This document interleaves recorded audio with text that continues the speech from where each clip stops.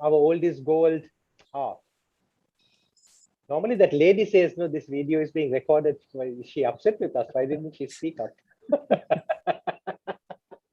All right, ladies and gentlemen, thank you so much for being here with us with Bahrain Advanced Toastmasters in yet another of our series in the Old is Gold webinar series. This is something that started off as a small idea and which has now grown, and we feel that we have to, test and try out different concepts as we go along, and this is one in that particular series.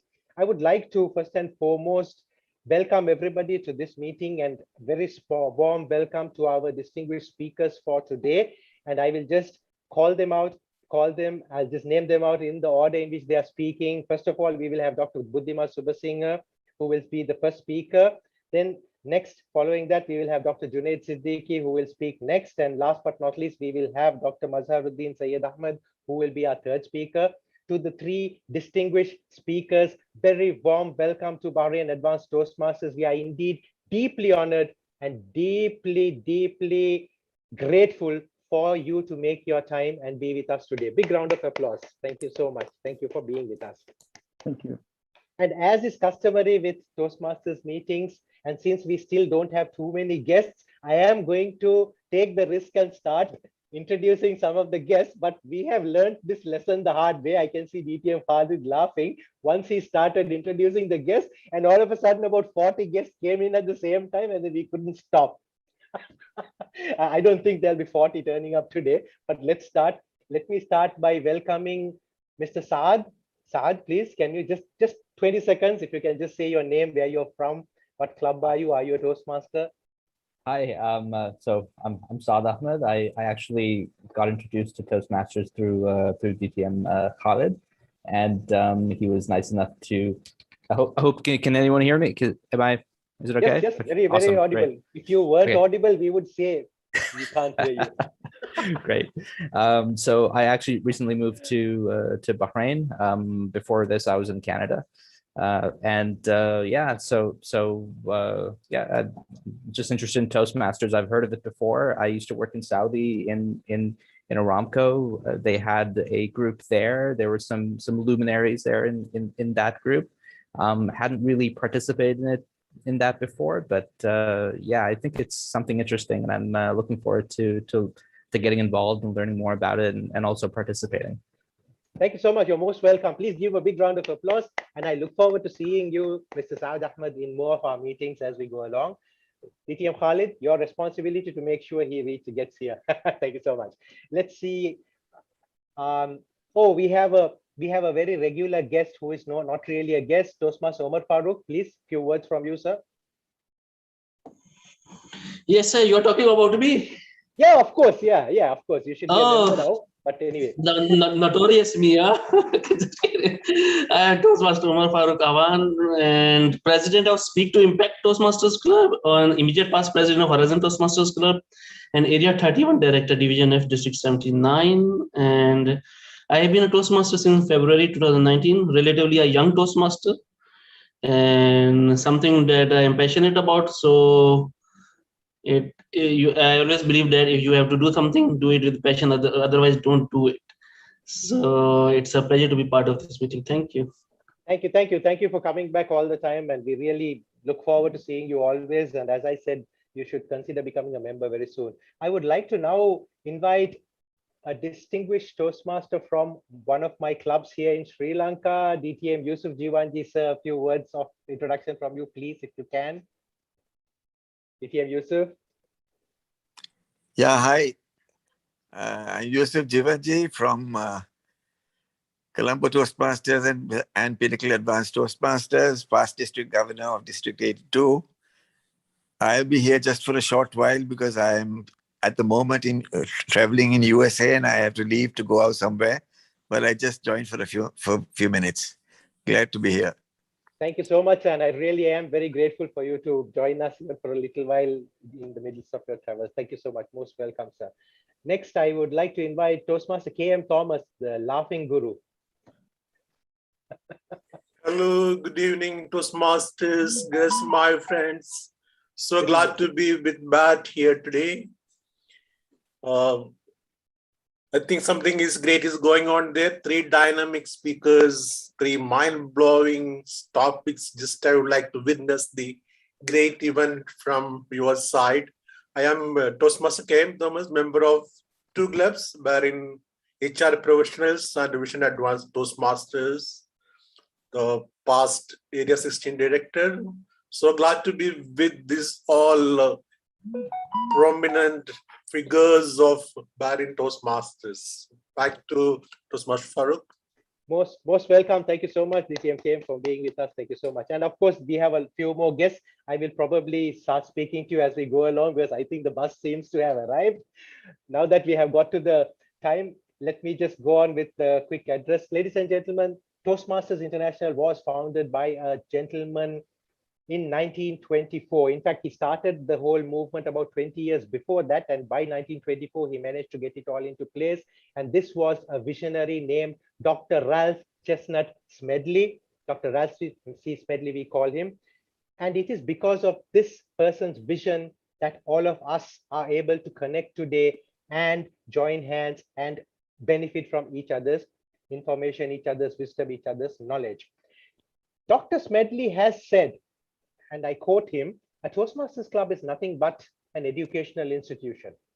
And I dare say, we have taken this statement one step further by bringing together a top-class panel of academics, people who have excelled in education, who have excelled in academia, to come here and speak to us. If Dr. Ralph C. Smedley was with us today, he will be really proud of what this movement has achieved. So, ladies and gentlemen, I would like to wind up this little small introductory speech and hand over control to the person who will be continuing this meeting for us. But before that, I would like to recognize the presence of a newly elected international director on the board of Toastmasters International, a member of Bahrain Advanced Toastmasters, our guru, everybody's guru, DTM Ali Shahbaz. Welcome, sir. Thank you so much for being with us, and wish you all the very best in your new tenure and your term as international director. We look forward to favors from Toastmasters International to Bahrain Advance, but that's a little thing just between us. Don't tell them. Thank you so much.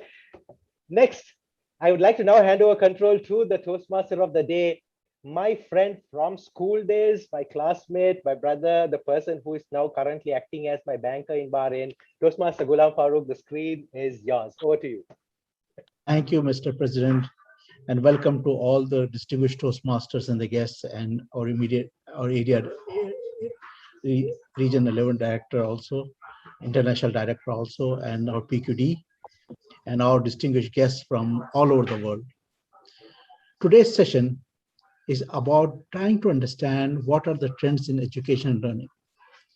I recently saw a post about one of the things, that how education is important. This was a post about one of the Black students in USA at the time of segregation who was not allowed to study. And he had to study segregated from the classroom. That was the thing. We were in the classroom and there was segregation in the classroom. But he developed himself through education and became one of the topmost students honored in that college, which is the University of Oklahoma. From that time to this time, we are still following sometimes the same concept of the classrooms. Today, our educational experts are going to talk about how these trends are now going to change with the advent of technology, how education has become democratic, that it is accessible to all. But above all, it remains one of the avenues for which a person is able to grow in his career and develop themselves and the whole community. If you educate one person, the whole community gets promoted, you're educated through them. And this is the topic that is close to our heart. And fortunately, I have 3 distinguished experts who are going to help us understand about this topic, about the upcoming trends in education and learning.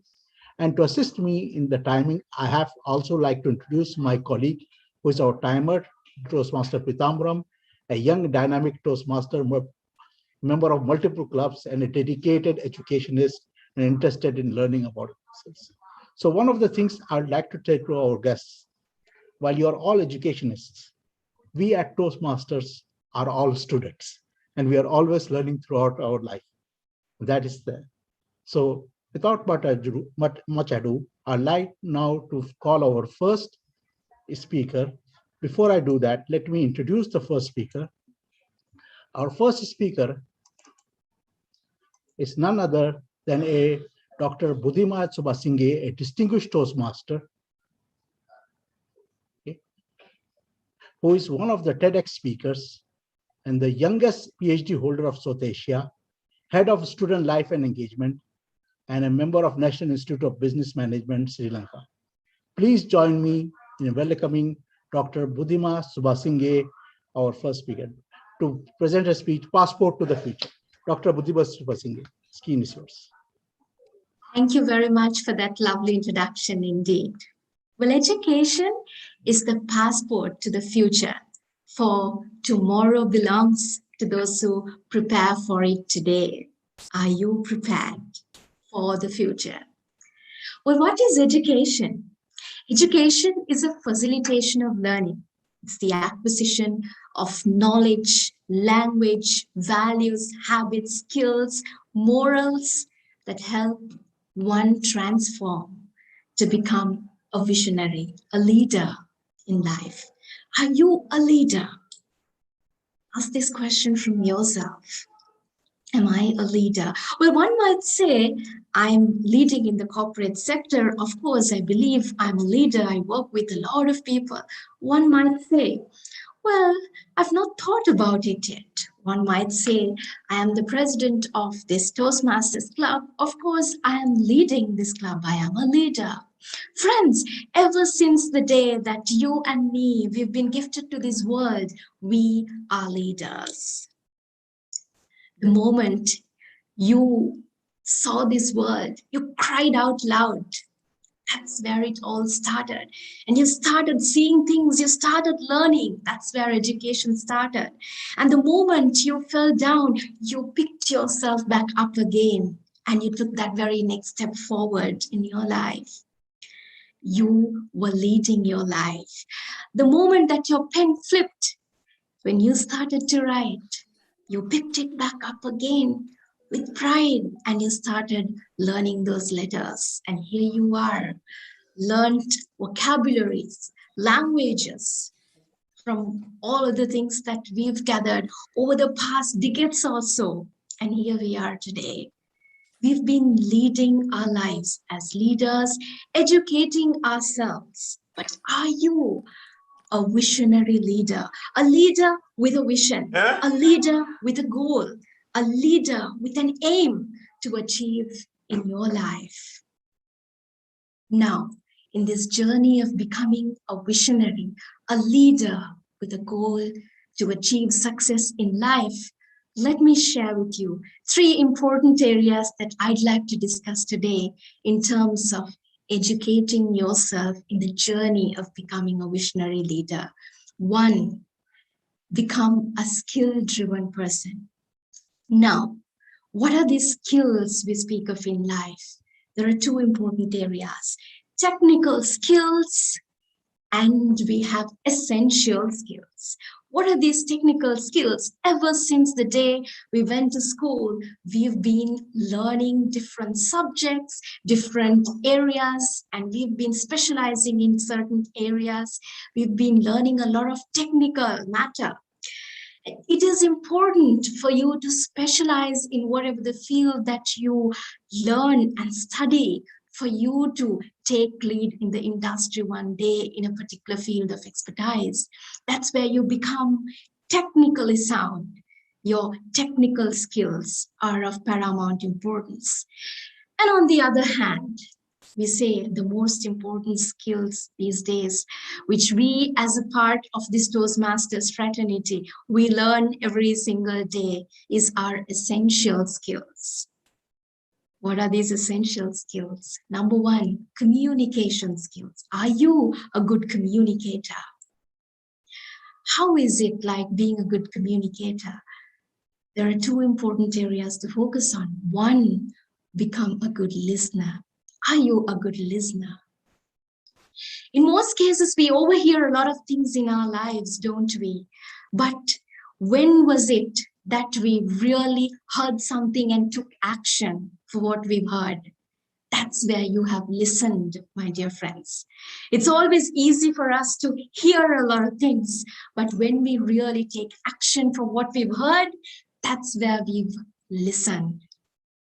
When was the last time that you've paid attention to listen to your mom, your dad, your boss, your husband, your wife, or you didn't know what they were saying, but you went on speaking what you wanted to speak up? We rarely do listen, but we love to talk, don't we? Be a good listener as a good communicator. And the next important part of being a good communicator is to become a good negotiator. Are you a good negotiator? Every single moment of our life, dear friends, we negotiate between us. We negotiate with ourselves to make a decision, to do whatever the tasks we are supposed to do the very next moment, the very next nanosecond of our lives, to take the action we think we negotiate. Are you a good negotiator? Right now, I'm negotiating, trying to get a message across to you all, trying to get you to accept what I'm saying. I am negotiating. When we are in front of a panel of judges or interviewers, what do? We try to get our message across in the best possible way to win that interview, to get that job. That's where you negotiate. You become a good negotiator. And in your family, when you're trying to come out with a decision, what do? Probably you try to explain the matter to your husband or your wife, to your brother, to your sister, to your mom, to your dad. You try to come to an agreement, a middle ground, you negotiate. But do we really negotiate in our lives as leaders, as Toastmasters, as great communicators?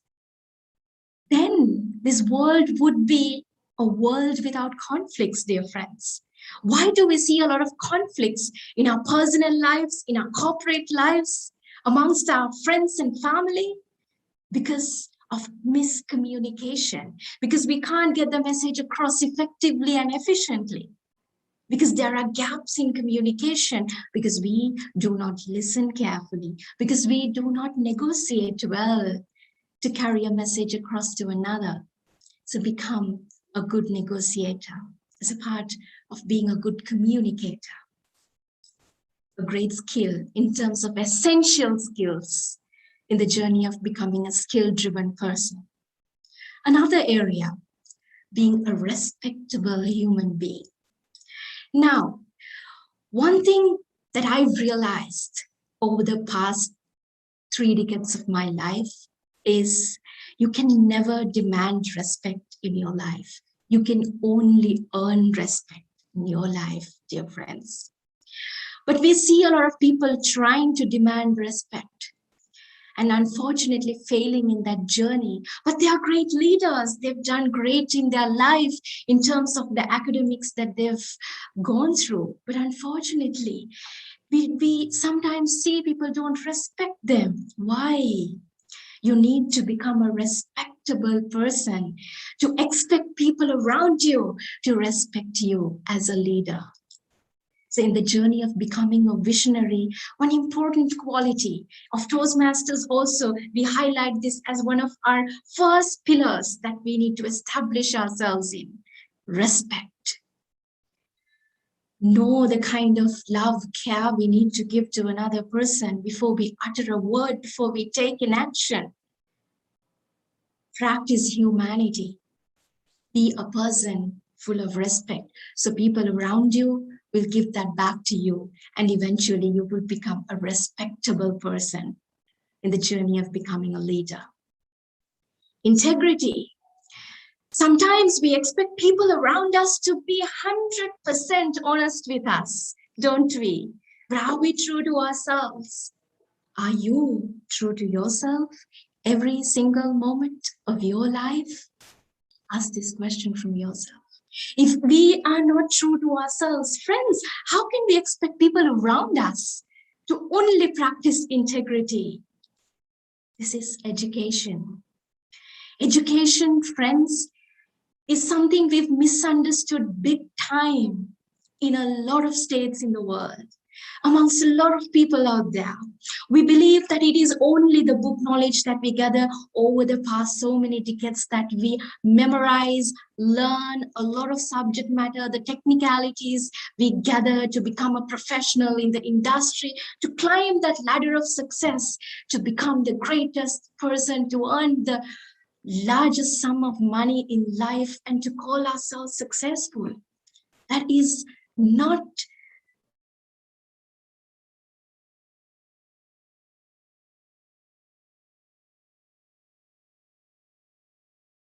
mind, and having a balance in your life and really living the part of your life with every single breath that you take in your life. I believe that's the purpose of my life. That's rather the moment that I really enjoy in life, living the purpose of my life, and that is what I call success. Do you live the purpose of your life? Every single moment, with every single breath that you take, are you living the purpose of your life? Now, the purpose of my life is to inspire and to empower. Being an academic, I believe that I'm doing it with every breath I take, and it has really given me a lot of satisfaction. Now, that is success, my friends. Success, I don't believe that it comes with a large sum of money where you are engulfed in a lot of cash around you. No, it's that sort of peace of mind that you have with the education that you've gone through, where you become a professional who enjoys your life every single minute.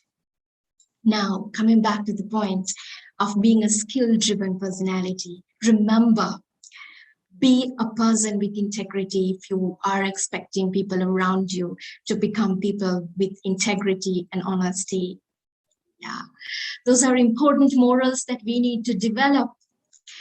Book knowledge teaches us a lot of things, but education is engulfed in morals, values, habits, good things that you learn to really transform yourself to become a better human being in life, not only the textbook knowledge that you gather.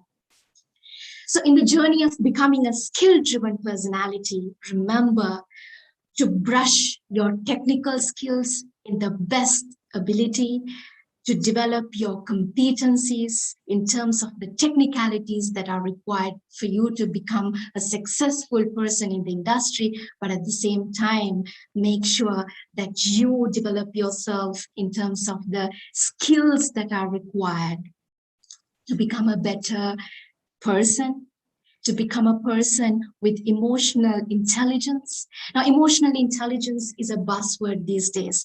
We hear it a lot. We have books to learn about this.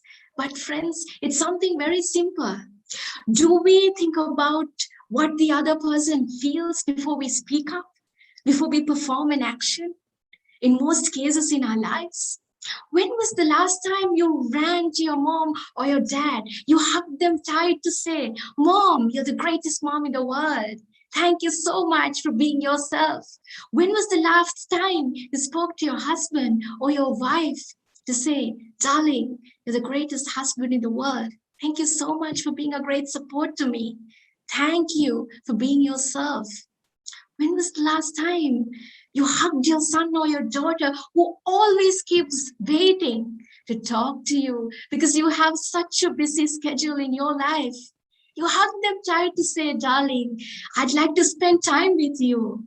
Come, let's watch something. Let me teach you something." Do we practice emotional intelligence?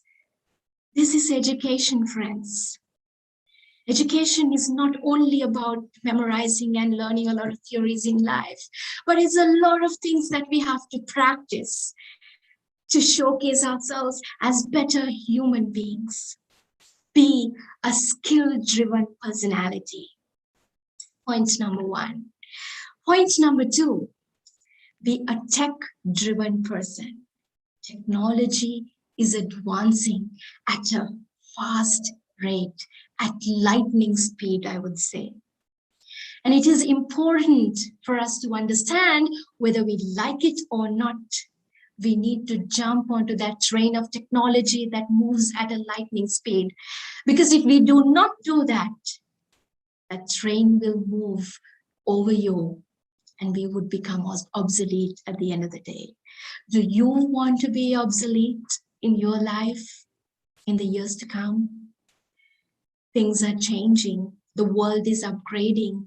The world is evolving. The world is transforming with information communication technology being engulfed, being embraced in every single field of expertise we speak of. Like in the days when we speak of a chartered accountant, when we speak of a great consultant in business, they do a lot of things in a one-to-one scenario. But today, if it is a situation of a chartered accountant, unfortunately, that person will not be able to continue the task if the person is not 100% savvy in terms of Microsoft Excel and other sorts of data analytics software, right? That are there available for you to do your day-to-day tasks, because we live in a connected world. We live in a smart world. Back in the days, why there was a change compared to what is now, we thought locally. We grew in a local background, but now we have to think global. We live in a global village. We are connected with the world, with every single step we take in our life. With our mobile phone, we are connected with the world. In this situation, we are connected with a lot of countries here in this program that we are engaging today.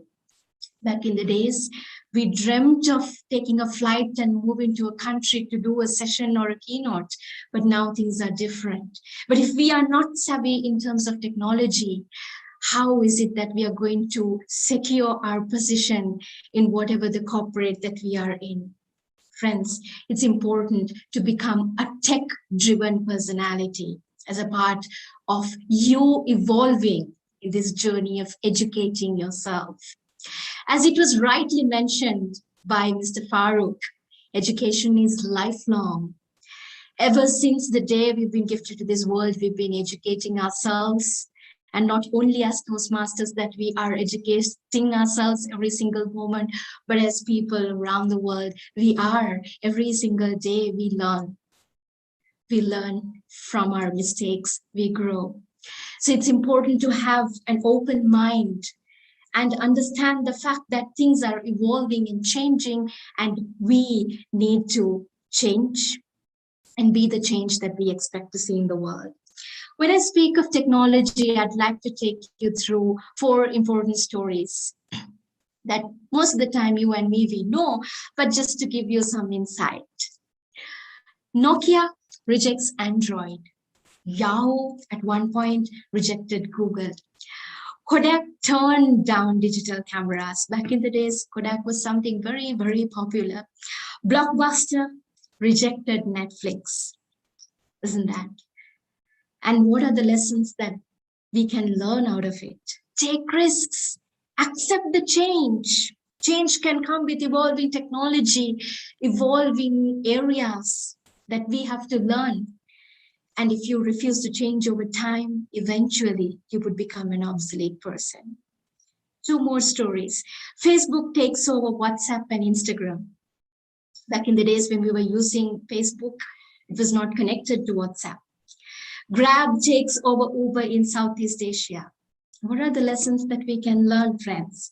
Become so powerful that your competitors eventually become your allies.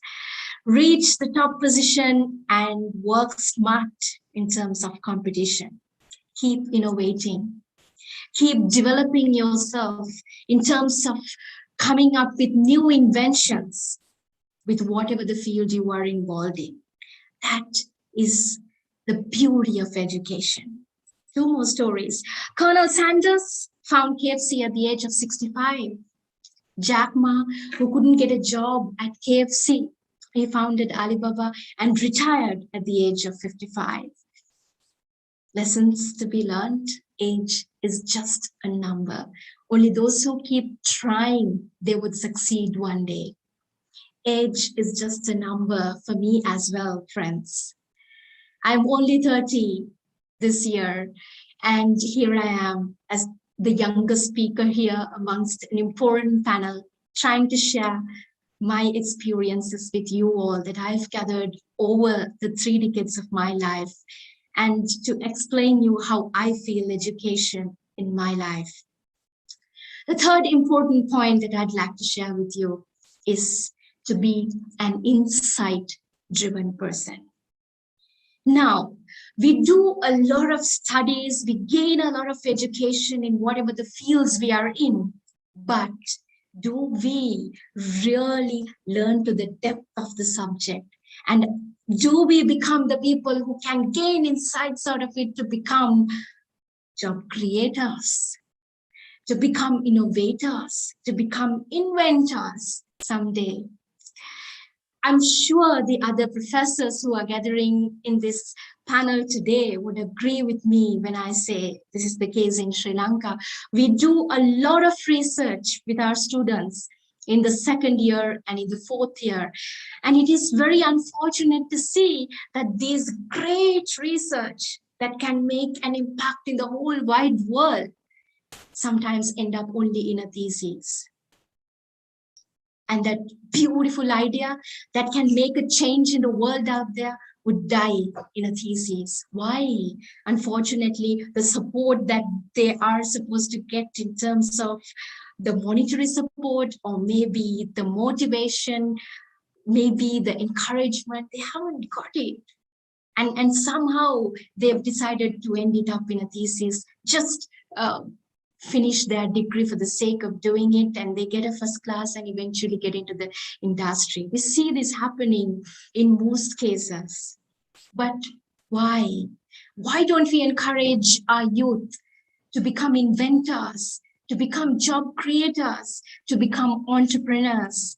Because those people who tried different things, who tried things differently, who found out shortcuts to achieve things in life, helped us innovate things in life. And here we are using smartphones, using smart technology, stepping into a smart world, and achieving so much of ease and greatness in life because those people did everything for us.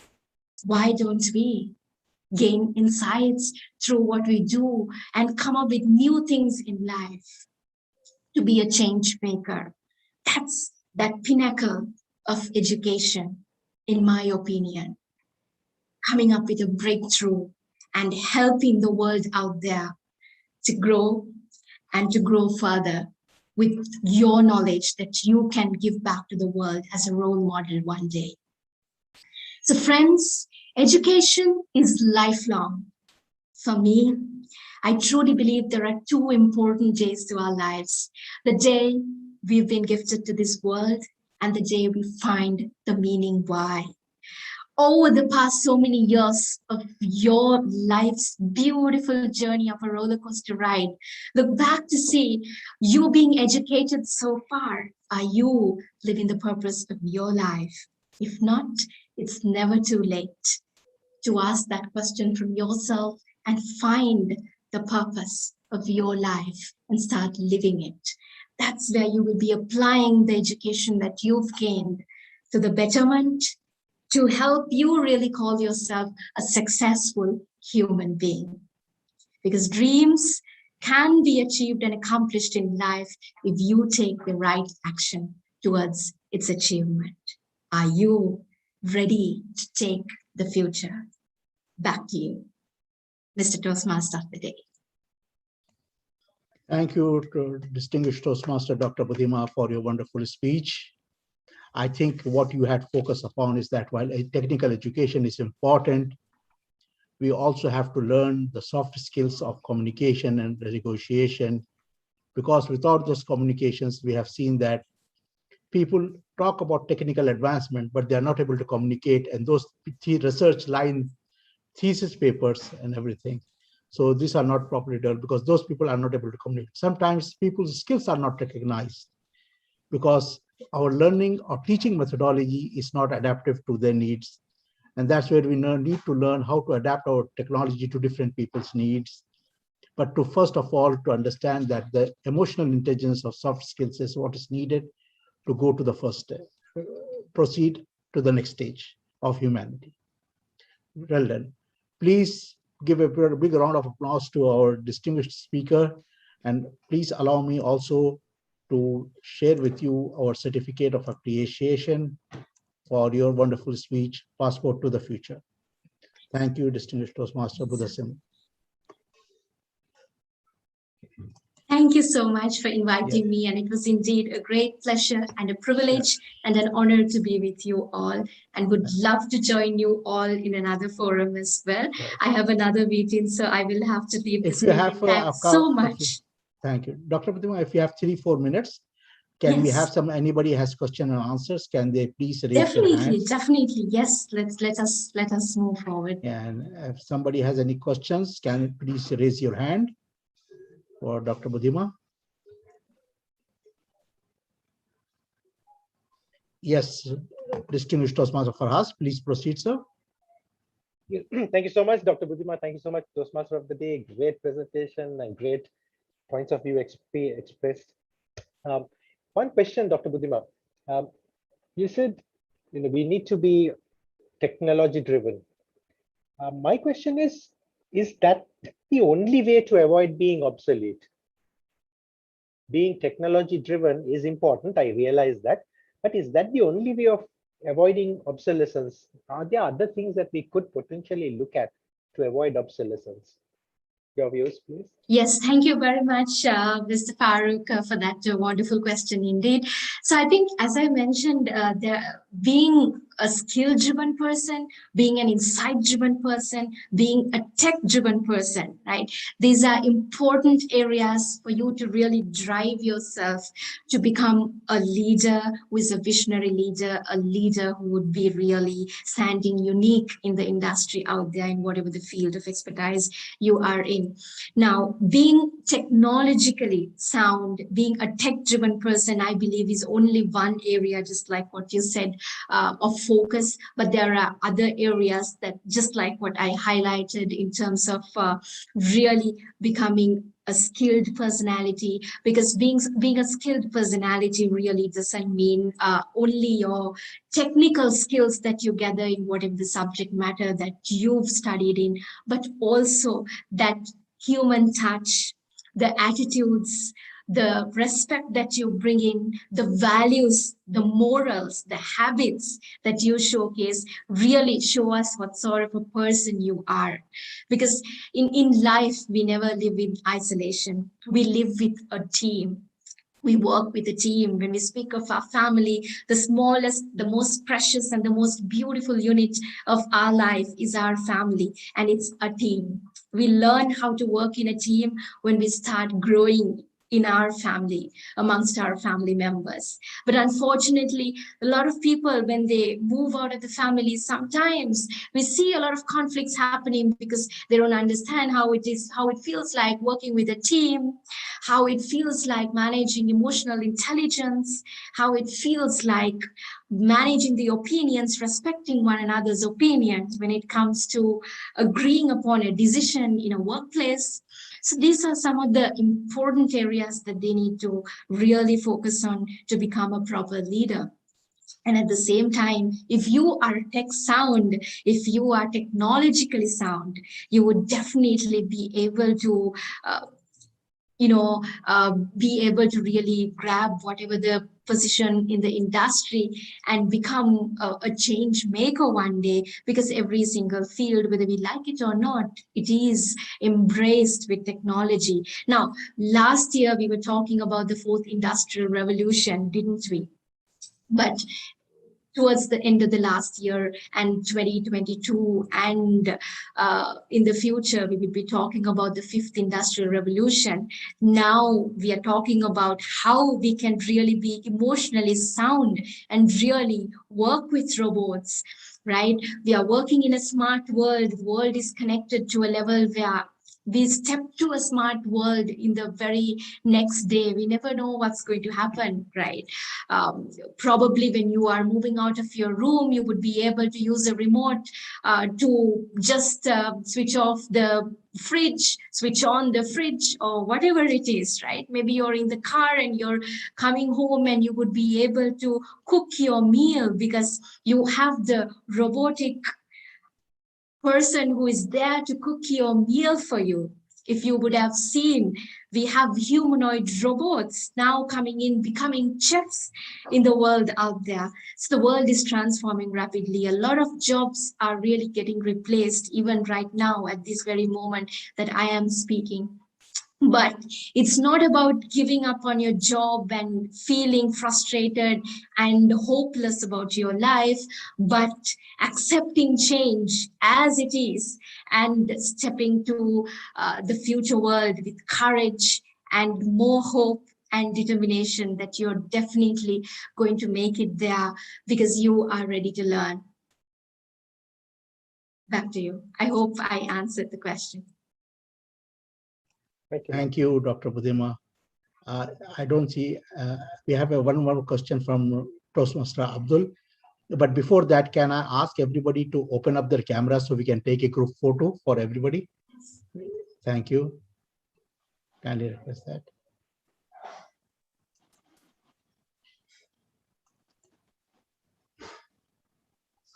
So.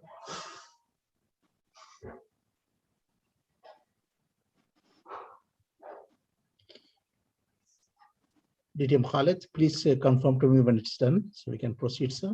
On it, just one. Let's just go 1, 2, and smile. Done. Thank you, DTM Khalid, for your support. Yes, Toastmaster Abdul, please, if you can speak, keep your question to the Dr. speaker. Dr. Budima, Aristotle said educating the mind without educating the heart is no education at all. Can you please comment on this? What exactly is education of the heart? Well, I believe education of the heart is really, most importantly, being emotionally intelligent, right? That's what I believe in. Because I think if I really take my life as an example, I was this person who got bullied big time in school when I was schooling, and I've gone through a lot in school. And the turning point of my life has always been really to use education as the only weapon to change myself, to help me stand up for my ground and really stand up for myself in life, because I've been going through bullying big time in school, where I always came back home asking just one question from my mom, which was to homeschool me. School was a nightmare for me. So I've got a difficult time in my younger days, but then I was eventually learning the fact that it is important to understand that age is just a number. Just because I was the youngest in the class, I was getting bullied big time, but then education has no barriers. If you can really develop yourself in terms of achieving in your life, nobody can really, put you down easily as sometimes we think. And that's when we do not believe in ourselves. So I was also at that level back when I was a kid, but then later I realized the fact that age is just a number, it's a barrier, it's a glass ceiling that we create within ourselves. And gender is also another barrier that we create within us. We think that we as ladies, we can't do certain things, we can't excel in certain fields of expertise, we can't take up engineering because that's not the area for us. Sometimes we have these sort of barriers we create within us. So we tend to, with these barriers, we tend to really feel hopeless about us, and we feel we can't, achieve something in life, and we go to a difficult situation in life. But I believe that, then one of the next phases of my life was really to go through this barrier of age, where I had to teach students who were like 5 to 6 years elder to me when I first started teaching, when I first started lecturing, when I was only 19 years old. And that was the first batch I had to lecture. And then I realized, when I climbed the ladder of my academic ladder, I then became a senior lecturer. I then became the head of Faculty of Computer Science and Engineering. And here I am as the head of Student Life and Engagement of National Institute of Business Management, managing all the faculties together. So it has become a fantastic experience to work with a lot of people, with different faculties, with different international universities. But eventually I've realized that age is just a number. But then every single day that I go to work, I know that because I am younger in age, it's definitely a challenge that I have to overcome. And it's not easy to move forward in life in terms of your career, especially when you're very, very young and when you have to work with people who are sometimes twice your age. But I think emotional intelligence, coming to that question really, emotional intelligence has really helped me big time to help me really stand up before you all today and speak up as an academic, as a senior academic working in the university at a very, very younger age, because I've learned these great morals, values, being a respectable lady.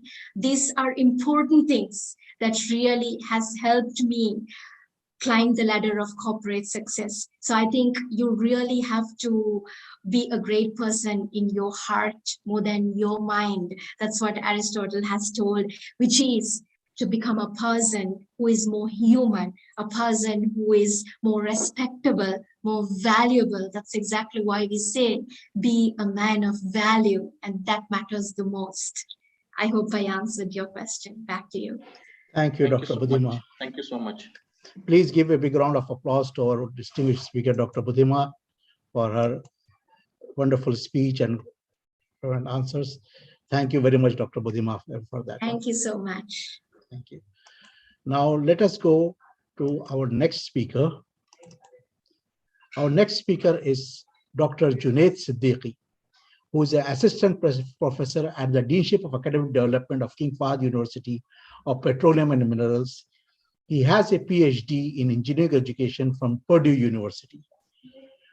Dr. Junaid Siddiqui will be talking about learning theories and teaching with a conception. With that, please join me in welcoming Dr. Junaid Siddiqui to the screen. Dr. Junaid Siddiqui, over to you, sir. Very much.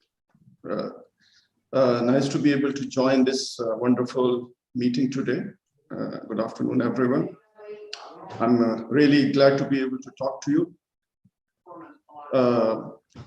The talk we just had from Dr. Buddhima, it was excellent. It just gave a great backdrop to what I would like to share with you. She talked about the importance of essential skills, leadership, emotional intelligence, and the success in today's life. The technical skills, having those is not enough. And this is one of the challenges for higher education. We graduate students, are they really ready right from the day they graduate for the complexities of the life? And that's always a criticism against higher education, that we produce graduates that are good in their disciplinary knowledge, but perhaps not so much in their life competencies and skills. And there are research-based ideas about how the education can be developed so that, you know, the whole person as a whole can be developed, but that somehow does not find its place in the practice as much as we hope. So I'm going to talk about theories. And theories are important, as I'm going to try to make a case that they help us try to understand that why certain things are working for us and why they are not. Now, I've noticed that the idea of talking about theories does not excite many people. This is perhaps because theories are abstract. If we compare it with a story, for example, even if the story is a fiction, is often a description of life events which are more perceivable for any human being and which arouse our feelings and stimulate our emotions. But the power of theories is that it gives meaning to our life of observations and give a structure and logic to our ideas. So to me, this brings a feeling of empowerment, and with that, a sense of excitement. And this is something I'd like to share right now. I've been involved in faculty development for many years. When a faculty member comes to a faculty developmental activity, the person is typically looking for a simple practical tip that one can apply in the teaching the next day in the class. This works sometimes, but generally a simple tweak does not produce a lasting and profound impact on teaching practice. When we try to do things differently, they rarely go well on the first attempt. One needs to learn from each attempt, asking why it worked or did not work as well. A why question is a conceptual question, a question regarding a frame of reference or a lens to develop a meaningful perspective. Learning is a complex and an amorphous phenomenon, and a theory that may improve the fineness of our resolution of our perception of learning can be transformative for the practice of teaching. I therefore find learning theories to be fascinating and would like to share this feeling with you today. So every teacher has a conception about how students might learn.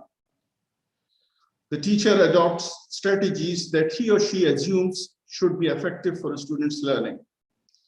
However, in a typical class, students vary in how much they achieve the intended learning. When the teaching does not result in the expected level of learning, one often finds it difficult to put a finger on what made things not to go as expected. A common go-to explanation is to blame the students, like, they were not able to do as well as they should have. But we may also ask, was the teaching strategy effective for how the student learned? Which leads to the question that how do we learn? And that's essentially a question of learning theories. Learning theories attempt to provide a description about how people learn. The nature of learning varies based on what one is learning and why. Learning about simple facts can be an act of memorization, while learning to analyze a complex situation or designing a solution to a complex problem may need one to have a variety of experiences and develop ways of thinking to undertake such complex tasks. Learning may also vary in different ways, and the context in which learning might happen. For example, learning in a formal education context is different from the learning which may happen through personal and professional experiences. And because learning is such a complex phenomenon, so there are a large number of theories in the literature, and people have tried to develop even meta theories. And just to share with you this landscape of learning theories, I'd like to share some examples. So let's start with a very simple conception of learning. And in this conception, we assume that learning is like filling an empty vessel. When we describe learning as transmission or the delivery of information or knowledge, and students acquiring the knowledge, then it seems that we have an idea in our mind about learning as filling empty vessels. The research kind of does not support the idea of empty vessel theory and indicates that mind of even a child is full of previous ideas. And these previous ideas can be put to good use for learning. Furthermore, theory points to the fact that information transmission from a teacher is like getting to know about something from a secondary source. Learning can be much deeper and longer lasting if one learns about something by a direct observation. Now, for practical purposes, this conception of learning, which is the empty vessels conception, seems good for getting to know facts and procedures. However, someone having a little experience with the process of learning would agree that learning to solve complex, open-ended problems cannot be conceptualized to happen in this manner of filling up empty vessels. So let's take a look at another alternate possible view that we can look at learning. The empty vessel conception I presented before seems to be a conception of learning in which the content of learning is seen as if it is a delivery of an object to the learner. Now here we have a different conception in which learning is seen as a process in which learning can lead to different possible outcomes. And this chart kind of try to point out to these possible two outcomes: the person reinforced but relatively unchanged, or the person changed and being more experienced. So these are the two possible outcomes. So this model kind of accounts for both of them and try to conceptualize that what may lead one to this outcome as compared to this outcome, which is probably what we would desire more when we provide significant learning experiences to the students.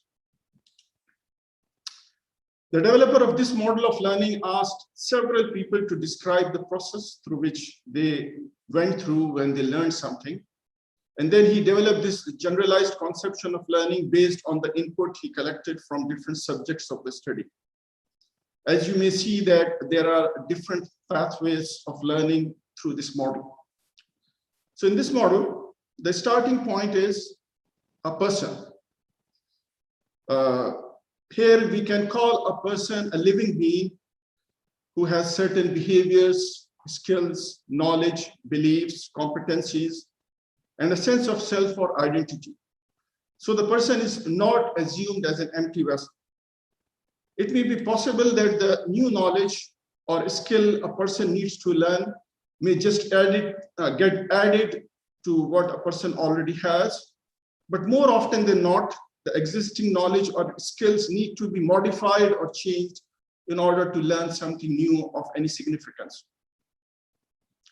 Learning in this model is conceptualized to be a process which may improve the person in his or her existing level of knowledge, skills, or competencies, or may change the person at a fundamental level, changing the person as a whole, the system of beliefs, knowledge, and behavior.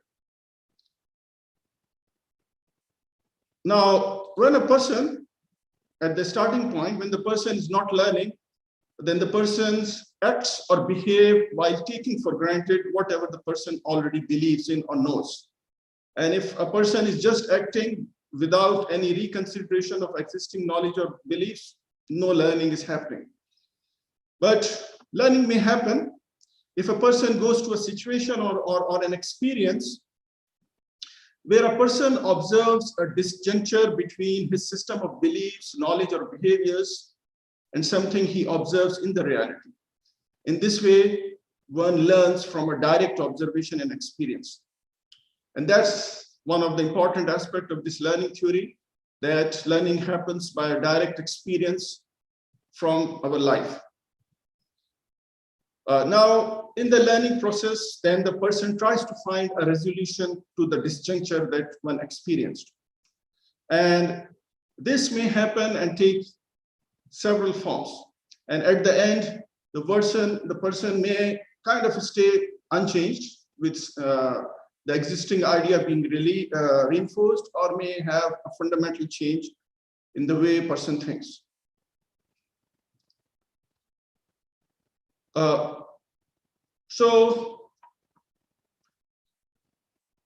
In this regard, the theory says that the person can kind of achieve the outcomes in these three possible domains. You can have this kind of situation of learning where nothing much changes, as compared to this practice and memorization where things changes, but not at the level of understanding about how a person performs or behaves, to this level where person not only change in the behavior, but also at the level of understanding or thinking or the way they look at the world. And the theory, for example, says that maybe the end, we just go into a presumption. Presumption is this idea that we experience something, but we just make our assumptions without really having a deep thought about it.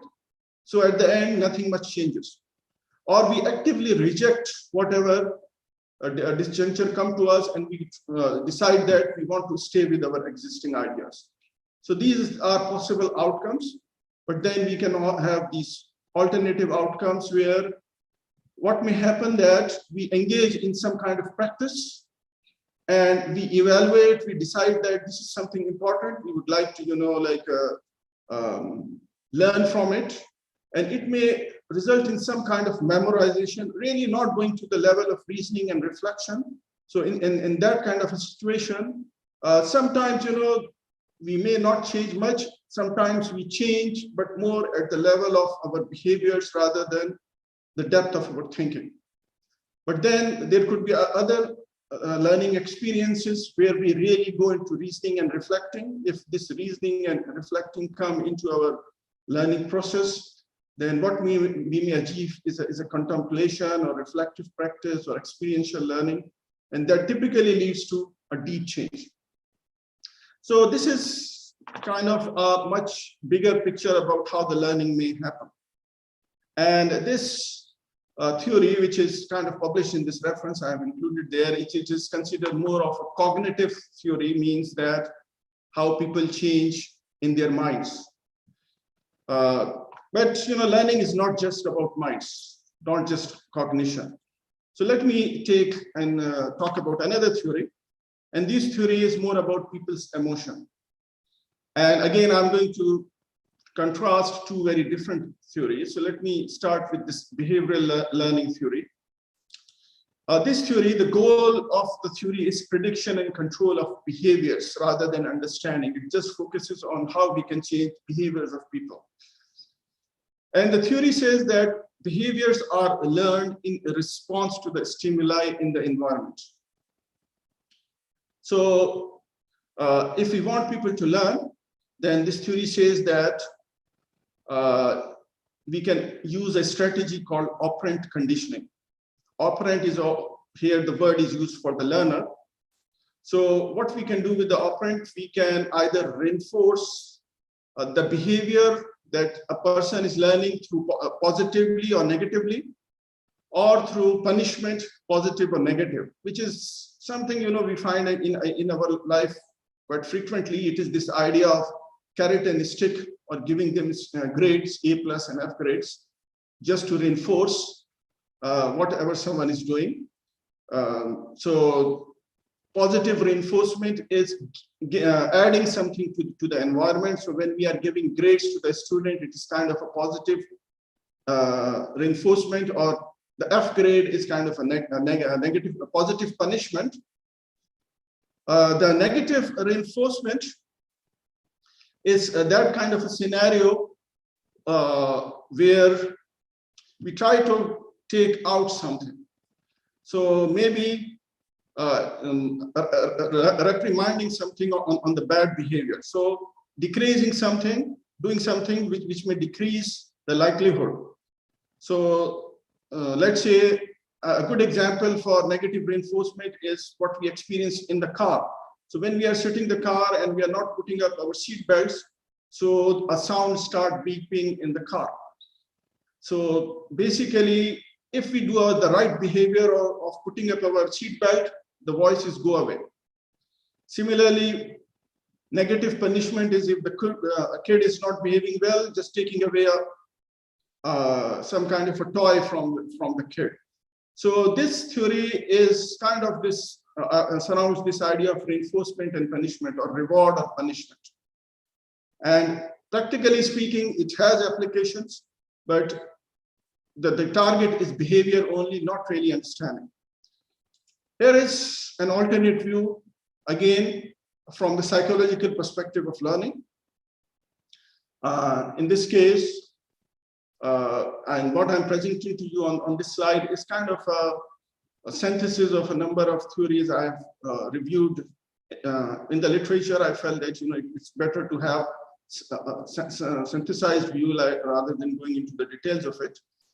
So in this synthesis, what I've done, I've put them in 2 dimensions. The first dimension is that the psychological state for learning depends on how a learner finds something valuable, interesting, and how learner find the challenge.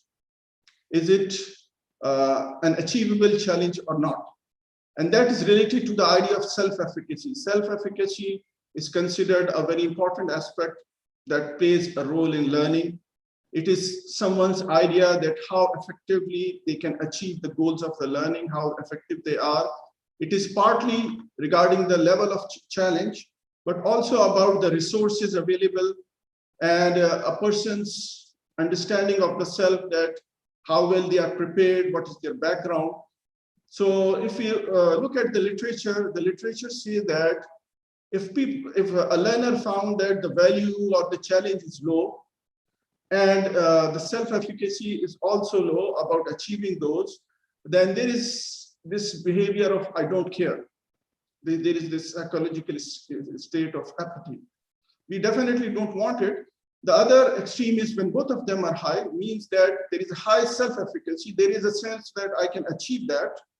And at the same time, I found whatever I need to learn to be valuable, interesting, and challenging enough. Then student goes into a deep engagement, a deep learning. And we can expect a deeper level of learning. So this kind of perspective, this kind of conceptualizing bring to our attention that with the variability among our students that we have in our classes, the learning design that tries to apply a single template learning task for all students equally is likely to result in some student being engaged, but several others to be in their other 3 states, like being not caring about the learning or maybe going into a surface learning. So we need to adopt pedagogies which give students some flexibility and choice about joining in the learning process from their own sense of self-efficacy. Now I've given you some of the important, kind of a glimpse about learning theories. And this is an attempt to summarize all the possible theories, or quite a large number of well-known theories that we are aware of. So this researcher Ilris, he said that we can categorize theories based on being cognitive or be related to the mind or related to the emotions. And the individual acquire the learning between these 2 dimensions, emotion and cognitive dimension. And then there is another dimension, which is interaction with the environment. And this environment is physical environment and the social environment. And with all of that, Ilris has summarized a number of theories where they can be located. So depending on which theory which dimension we are more interested in, we can pick up a theory and learn more about it. So I think it's a good categorization. So having this view about the learning, or a review of learning theories, we can now talk about the role of learning theories in teaching. The research on teaching practices has highlighted a number of teaching practices to be more effective than the others. This slide has a list of some of the noticeable evidence-based practices. I'm not going to go into the details about these practices. So if you know these practices already, then it is great. Otherwise, the main point here is that there are teaching practices for which there is research evidence in their support, even though they are not very common in regular teaching practices. Now, people often seek an innovative teaching approach to be implemented in their teaching practice. but it may not work for them as well because they are not able to see the idea or the conception behind a practice based on which the evidence was collected. Learning theories provide a perspective about why a certain teaching approach is or is not working in a given context. Using techniques without theory and philosophy is like shooting in the dark or in blurriness.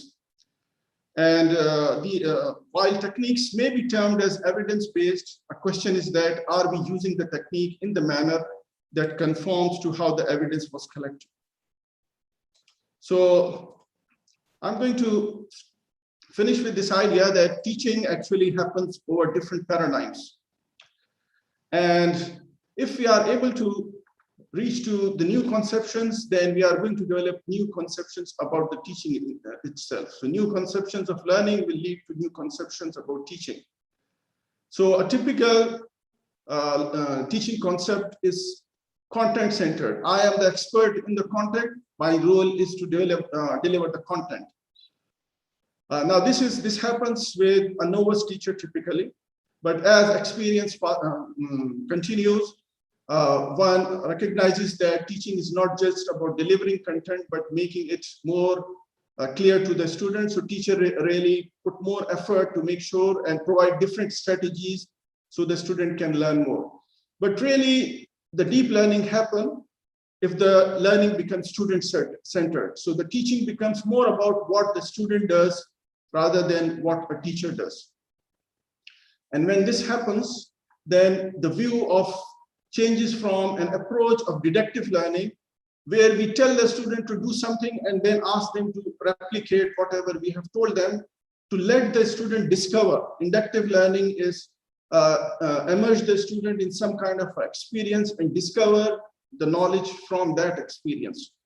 So learning theories can really give us this conception to move from a simplistic view of teaching to a more refined view of how the student might learn and helping them with that learning. So with this point, I would like to stop, and that's basically, hopefully, the learning theory is what I found quite important when it comes to talking about the change in teaching and learning. Thank you, Dr. Junaid, for your wonderful speech. Please give him a big round of applause. And please also join me in when I share with him his certificate of appreciation that he had. Dr. Junaid Siddiqui, thank you very much for your speech, Learning Theories, Teaching with a Conception. Thank you very much. Thank you. It was great talking to this audience. Thank you, sir. So, Dr. Junaid, what I have learned from our past speaker and from your speech also is that learning is actually more sticky, let me say in a layman's term, if you involve real life experiences and people become situational. Again, the theory comes to around people skills. Yes. So both from the teacher and the student side.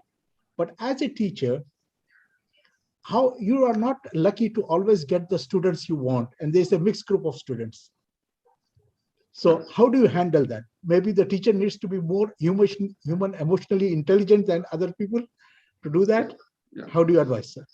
Yeah. So the question that you are raising, we of course need to start from where the students are, and that's a very fundamental thing. And now, if we want to take students to a very high level of being competent into communication skills and essential skills of the life, that's a long journey, and that typically doesn't happen in a regular curriculum because we never get to it or don't get to it at the adequate level. But the curricular model which allow that to happen, and there are curricular models, they happen right from the first day up to all of the 4 years, let's say, of the academic life. And as an individual teacher, if we don't look at the holistic picture where it should happen across the curriculum, but if I'm an individual teacher, so then I have to take this challenge that I just need to understand that my students are coming at this point, and whatever I can contribute to their life, that's the opportunity I have. So definitely within one semester, and I have specific agenda for my course, I can only make a difference that is possible within my domain. But if we really want to make a difference, it's a big agenda. And the places, I know that there are real institutions which are able to implement those. It's not about fixing things here and there. It's about changing the thing across the curriculum and embedding these ideas across the curriculum. Then we see a big change. Thank you, Dr. Junaid. I think we have another question from our President, DTM Farhas. DTM Farhas, please go ahead, sir. Thank you so much. Dr. Junaid, thank you so much for this lovely presentation. And I must make a confession. I have been a professional all my life, and I'm in that stage in life where I'm making a small transition from professional life into academia. And your presentation really opened my eyes a lot. My question is based on the experience we have with our Toastmasters education program, which we call Pathways. And that, by looking at your presentation, to me is like Pathways is the practical demonstration of what you have shown us. So I'm really happy in the sense that it's an experiential learning program. It has a lot of reflective practice coming into it, and there is a lot of contemplation, and that's how we benefit. So that's good, and that kind of puts everything in place. My question is, are there anything or any types of learning right throughout your career, perhaps maybe you have come to, where contemplation, reflective practice, and experiential learning may not work? And I'm asking this purely from the point of a student of academia who is getting into it. So I would like to see if there are any areas where this will not work or may not work. Yeah.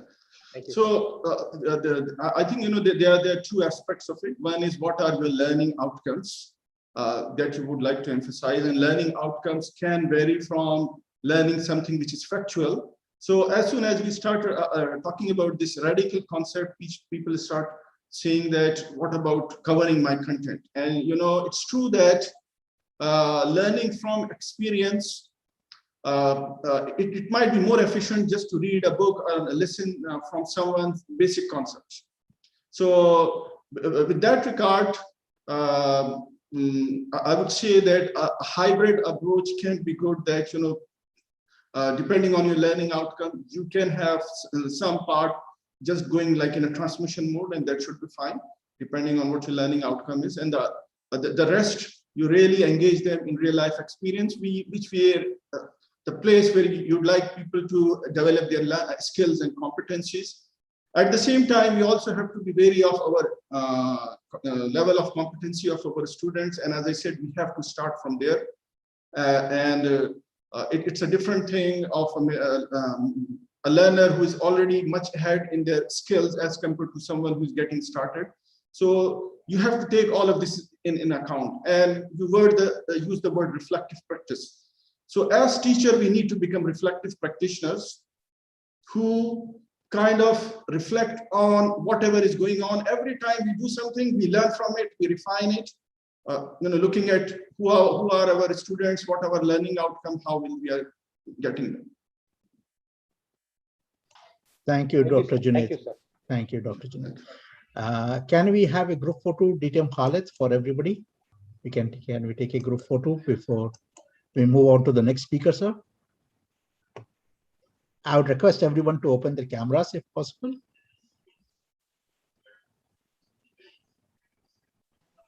Yes, please just open your camera and open your wide smile. Nice to see you, Dr. Asha. So let's go. Okay, I still can see if you are opening the camera. Should I wait or should I just go ahead? Let's go with the count. 1, 2, and 3. Please give it a smile. Done. Thank you very much, DTM Khalid. And I would like to again ask everybody to please join me in thanking Dr. Junaid Siddiqui for his wonderful presentation. Wonderful. It made me learn a lot about learning theories, and we think we know about them, but until as somebody puts it proper for us in a proper manner, we don't really understand the depth and the gravity that the subject really requires. Thank you, Dr. Junaid, for your wonderful session. Thank you. Thank you. With this, I would now like to call upon our second speaker, who is none other than Dr. Mazharuddin Syed Ahmed. Dr. Mazharuddin is a building information modeling consultant, a e-learning strategist, a data visualization consultant, a technology evangelist, and a faculty architectural studies at Ara Institute of Canterbury.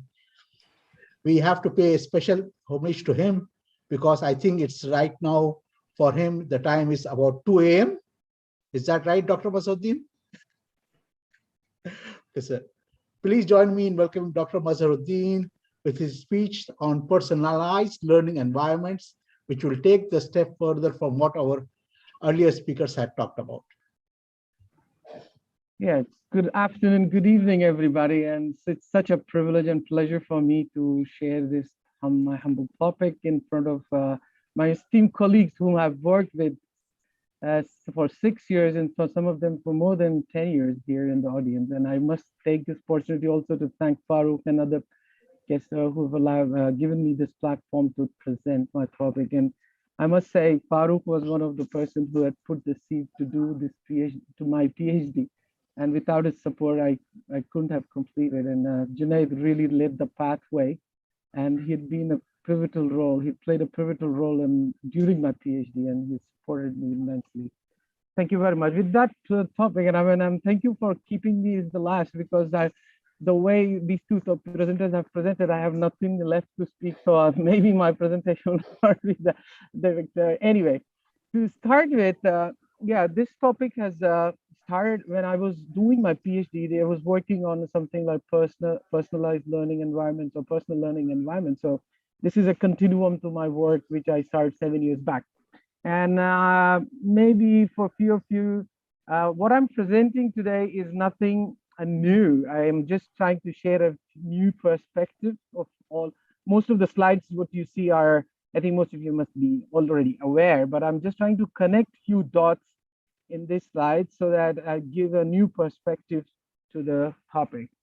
Yeah, to begin with, my topic is starting with the dots to connect with understanding the technology disruption. What is technology and how is it disrupting around us, especially the education? And as said by the esteemed speaker, Junaid Siddiqui, about the educational pathways and the learning theories, and I think personalized learning environment is now the new game changer in a lot of learning management systems or learning LMSs are trying to incorporate.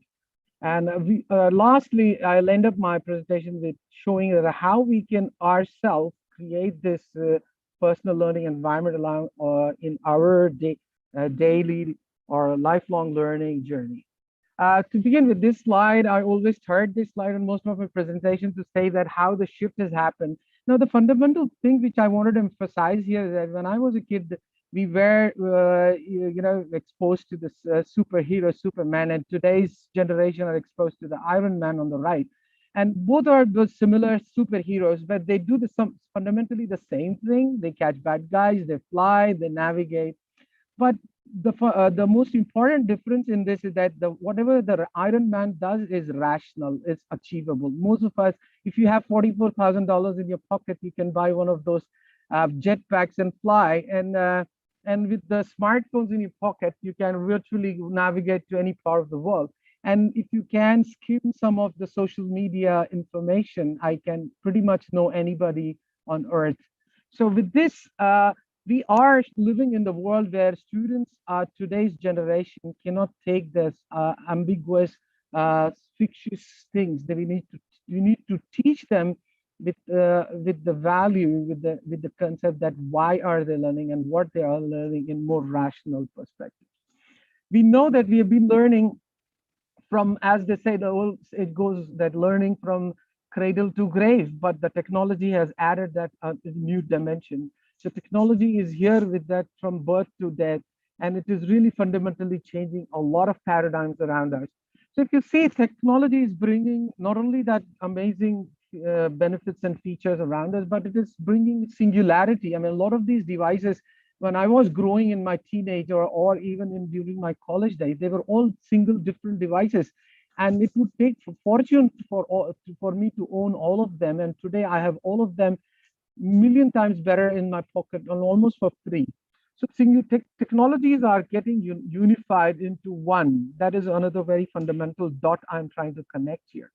Not only that they're getting unified, but we see that there is a lot of amalgamation. So if you just see Uber Eats, it's amalgamation of restaurants, hospitality business, and cloud technologies, and payment gateways, and delivery system or supply chain all combined together in the form of a technology, and food is delivered to my doorstep from any part of the city and any choice of my taste. The similar thing as we see, because I come most of my part of my life have been teaching in engineering and architecture education, I see each fundamental disruption of these technologies over here. Just 20,000 years or 5,000 years back, when abacus was invented, we learned how to do basic arithmetic, multiplications, addition, and other basic other. But the invention of slide rule in engineering education fundamentally changed the way the problems are solved and the way it is taught as to solve engineering problems, where we learn the accuracy of decimals to the and when the calculators came, that's where the engineering education became real time, meaning all the engineering education was made as near to the possibility of what the engineers would practice in their profession. So that really closing up the gap in the way education, academia, and learning and skills were taught. We're very much closer to what a professional, when he graduates, goes and practice. That was another disruption this calculator, just a simple device brought, that we would able to create those problem-solving engineering education where real type problems were introduced as part of the textbook and the classroom learning. Smartphones have again done the disruption that we now can simulate. I can augment, simulate with the Wolfram Alpha. That's one of the most powerful computers in my pocket. And now we are in the era of virtual reality where we can augment, visualize, collaborate, and communicate. It's another disruption. So here I see the technologies bring those fundamental disruption. And to this fact, I would like to take you to this a very important slide here, where this is, I would say, the centerpiece or the center point of my presentation today, where it is trying to show how content has globally brought the literacy to almost brought every human today can be said that it's literate. It is a journey of roughly around 5,500 years. And if you see the first 5,000 years, we could only educate 5% of the population, from tablets, scrolls, in parchment to codices, and to the Gutenberg's printing press introduced in early 15th century. And with that, these 5 disruptions, we could only educate or make 5% of the world population literate. And now we are in the era with the digital literacy. Just in the span of I think, couple of decades, we have achieved almost 100% literacy. And why do I say that? Because the population of the world today is 7.4 million, and they are around 8 million, 7.4 billion, and there are more than 8 billion smartphones. And if anybody is using smartphone or a phone, it can be deemed as literate. So then as we see that what's happening with this disruption with the technology, as we say, with the last disruption as the digital technology, as I say, because if you see, when I was moving from King Fahd University or from Saudi Arabia to New Zealand in 2013, one of the biggest pain of moving from one place to other was that I was so privileged to have wonderful collection of books. UPM is one of an amazing place where you can really collect huge library of books, and where a lot of professors, when they leave, they keep their invite us to take their books. And of course, the college itself used to give us free books for whatever courses we teach. So I had roughly around 200 plus books, but now the pain of missing them, now I could easily have those digital books in my digital library, or the ebooks in my pocket. So I have roughly around 400 books in my ebook collection. So that is a fundamental disruption here, that information is 24/7. I can carry them in my pocket wherever I need, just in time, and search and share. So that's what I'm trying to say here, that we have moved the technology from personalization, from where the technology was generic, to personalization. And that is a very huge disruption which I want to make, and in creating personalized learning environment. If you see, personalization is being now following into in every mode of our life, every lifestyle, every technology, every activity we do. Amazon consumer consumerism has completely personalized. Now, we used to be very generic. Now, everything you purchase is a personalized environment there, and a lot of things you buy, you get those hints, suggestions, marketing ads and promotions and stuff through personalization of the way you buy, the trends you create in your purchase history. The entertainment is again so personalized, and the books you buy on Amazon and Kindle or any other book, say it's so personalized, and that really leads you to be more self-aware of what you are reading and what books you should be reading and what publishers are and what writers are in genres which are your interest. And we see the banking environment is completely personalized. Of course, this is not my bank account. This is just a screenshot from the most popular bank in New Zealand. And this is, if you see, a lot of our, it used to be a very generic experience. And now we see banking and transactions and trade, commerce, stock market, everything is so personalized to us. So personalization has really creeped up into every walk of life. And so we've moved from analog to digital, tethered to mobile. So everything is mobile around us, not only communication, but everything you carry wherever you go. And the COVID environment has really showed us that we are so connected in cloud. We are now creating from consuming to we are creating content. I'll come to this topic into a few slides I'm going to share in a few minutes. From closed proprietary, closed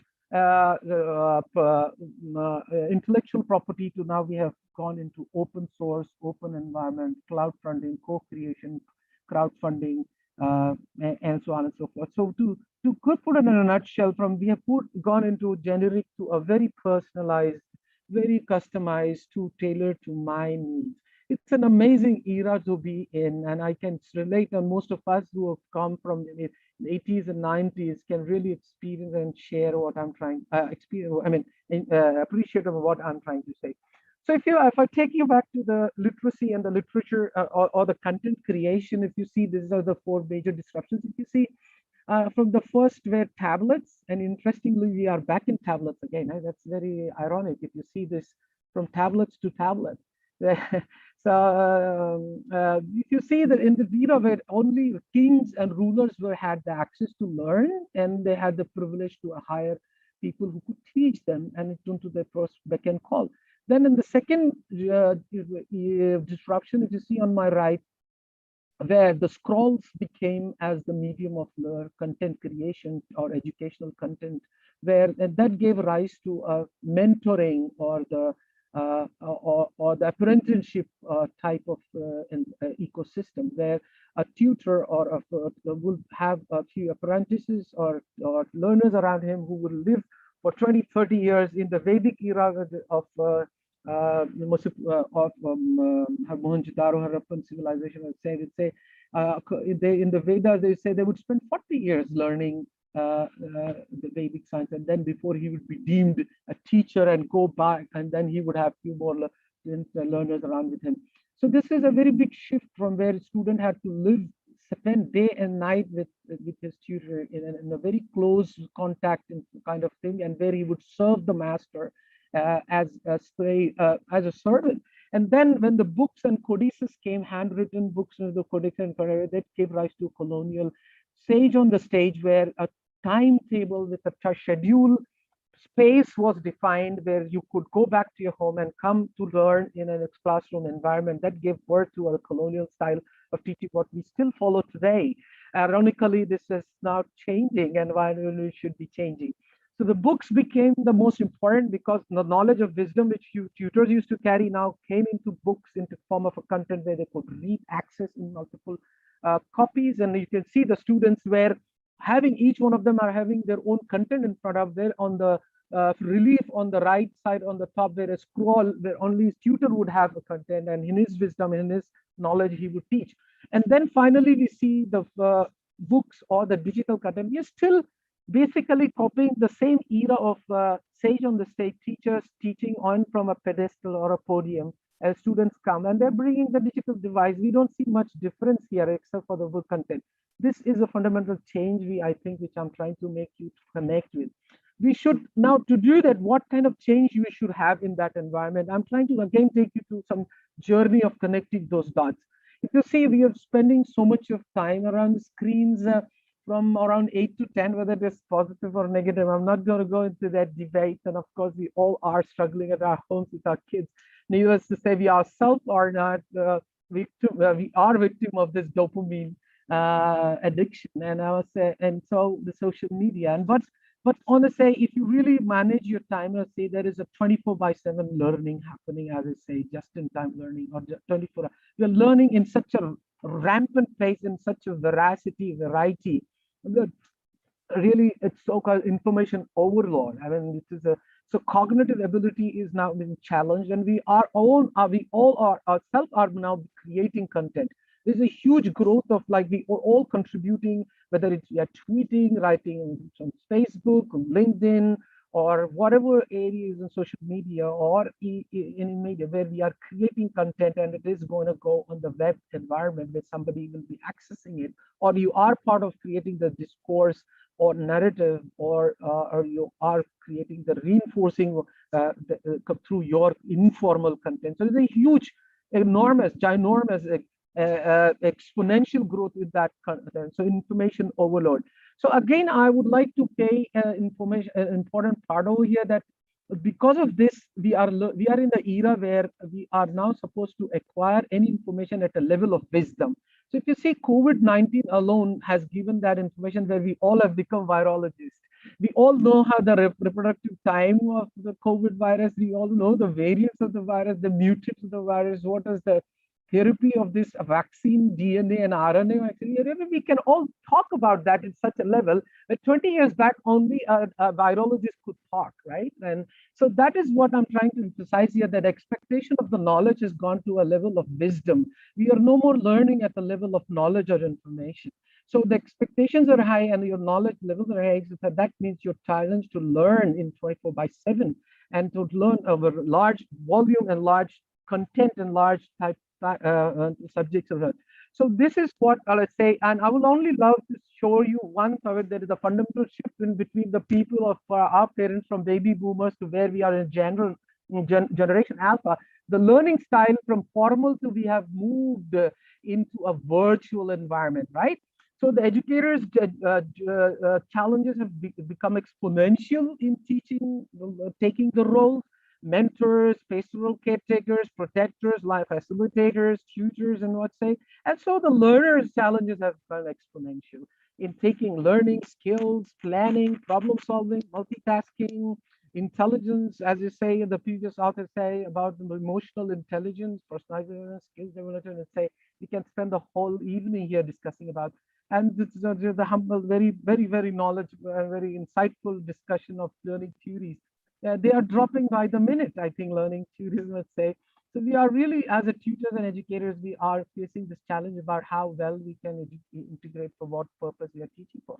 Apart with that, the skills, they have been bombarded with so many challenges of future skills to acquire. And these it starts really every year they come up with new skill sets that to be acquired. In 2020 skills set outlook, I mean, it's something like I was just beginning to understand yesterday, along came tomorrow. So if you just see disruptive jobs of 2025 by McKinsey, I mean, how many things can I learn? I mean, what level I need to learn and how will I learn? So this challenge, and again, COVID has shown another googly for all of us as a cricket. We are barely trying to understand that, and COVID has really created new skill sets for us. A lot of those CEOs acquire 3,000 top CEOs around the world have shared what kind of skills they are expecting for and learn in the post-COVID environment. So to sum up, I would say that knowledge you can acquire. There is no limitation for you where you can access knowledge and skills from. It is now the shift is towards attributes and becoming, as I said, the intelligent, sympathetic, civil, smart citizens, as I say. So knowledge acquiring, as I said, is not a challenge anymore. You can have personal, you can just Google and you get millions of learning content. You can access one of the world's best universities online now with the open courseware and other content. And but it is what you need to think about, that how you are equivalent, what helps you, what facilitates you, what encourages you, what fosters you. So you need to identify yourself about what type of learning style which really helps you. And a lot of educationalists, I'm not sure even Junaid Siddiqui would agree to me, but there is a dispute about this learning style that a lot of people, educationalists, and don't agree to this. But anyway, there is some wisdom into this, that yeah, we sometimes learn things in a very different style in each other, as a visual learner, auditory learner, kinesthetic learner, by learning by things, by doing. And so the sweet spot is in the blended mode. I would say I would never, and as an educationalist, I would never say that you go completely digital, completely face-to-face, and we need to understand the power of both, still the power of personalization in that. So a personal learning environment, to sum up, is a huge palootra of this spectrum of learning technologies, resources, techniques, theories, and say so. Our learning environment should not be this, rather should be learner centered, as Junaid Siddiqui has brought that, where we bring in flipped classroom, project based learning, I would say immersive learning, and other modern pedagogies and learning theories. So learner centerism is the key. And how do we do that? And a lot of those LMSs today are creating those amazing environments by using our data. Data is a double-edged sword. We are leaving a lot of breadcrumbs, but needless to say, here is a better use of that data we live. So a lot of those learning systems especially use a lot of your personal information, your skill set, your course, your number of clicks you did, the number of times you spend, your what kind of content you give. So if you see, I wanted to begin with, LinkedIn Learning is a great example of personalized learning. So if you all are in the LinkedIn Learning, and a lot of things what you do and what you learn and what are the interest levels, your topics you describe, LinkedIn is creating is in a one step closer to creating that personal learning environment. So I would strongly recommend you that you try to keep LinkedIn learning active, keep it more proactive, so that data, more you leave their data, and that enriches the personal learning.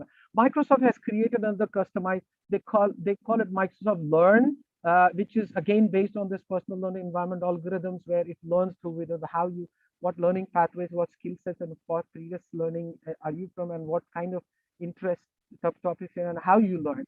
Coursera has done this into this personalized environment. And then so basically, to put in a nutshell, the pathways to learning is not straight. It is very organic, very evolving, very dynamic, and you yourself will be surprised to know how and what ways and pathways you create. And of course, the various learning content and environment are the key fundamental to those learning experience. As I say, I would end up my talk with this an amazing screenshot and in Matrix, where Trinity says to Neo that it was given a challenge where there was only escape out of that environment was a helicopter she finds on the top of a building, and through the Matrix, the way they load up this H2 helicopter program in her journey into her memory, and then voila, she learns and flies off. And so that is what I call it just-in-time learning. So the fundamental shift here in this paradigm is that the traditional bespoke learning is just just in case learning, just in case you might have to when you learn. But now we have shifted there. It is going to be personalized, just-in-time learning. So these personal learning environments offer you that ability, the opportunity to create the personal learning environment. And I thought if the time permits, maybe during the question hour, I would take you to the case study about how I created one of its courses.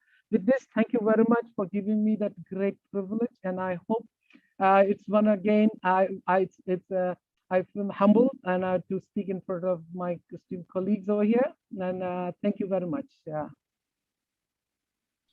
Thank you, Dr. Masuddin, for that interesting and eye-catching presentation with all the references and everything. It was like information overload. But I think what your presentation also showed us is a simulation of what we are really living in.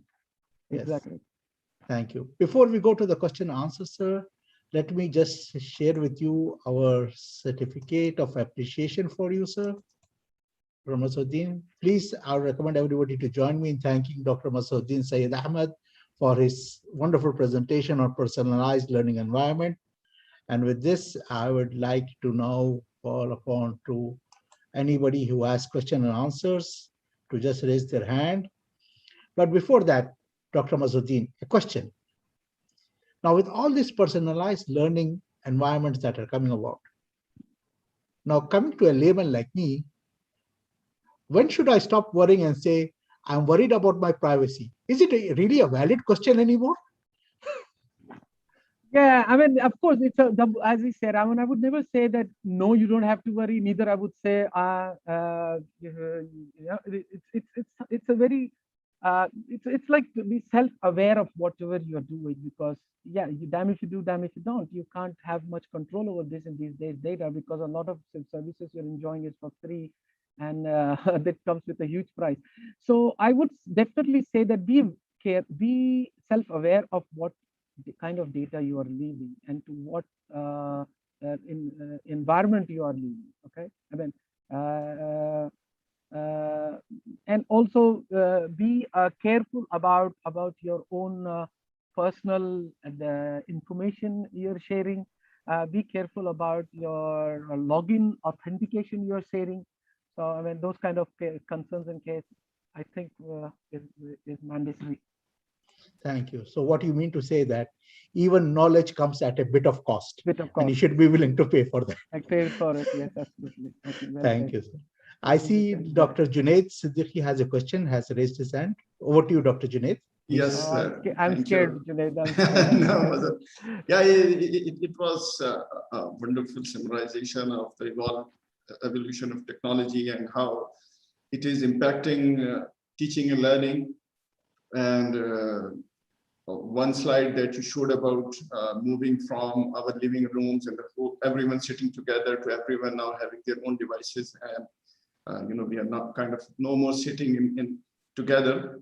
My question is about this personalization. The examples that you showed are more like I as an individual can go and maybe take a LinkedIn course or a Coursera or a Microsoft course. How does it relate to the formal higher education?